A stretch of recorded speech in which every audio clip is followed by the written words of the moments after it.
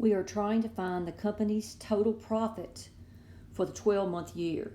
And if you add up your months, 4 months, 3 months, 5 months, that's going to give you 12 months for your year. And I've summarized the information. They first tell us that profit equals income minus cost, and that's what we're trying to find is profit. So we're trying to find for each of the 12 months, I minus C, income minus cost.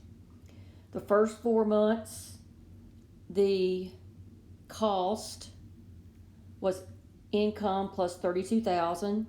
The next 3 months, income is C plus 36,000. The last 5 months, income is cost plus 10,000. So let's take, since we're trying to find profit, and another name for profit is I minus C.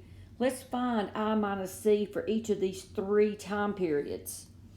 So I minus C,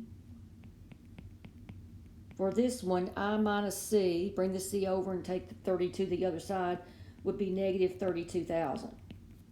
What I did was I subtracted C from both sides and subtracted 32 from both sides. All right, let's find I minus C for this one. I minus C will be 36,000. And then I minus C for this one, I minus C would be 10,000.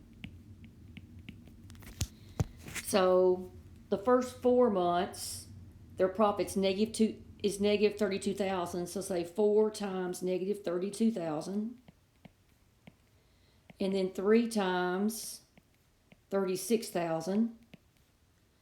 And then, let me see, I didn't put my 3 there. 36 times 3.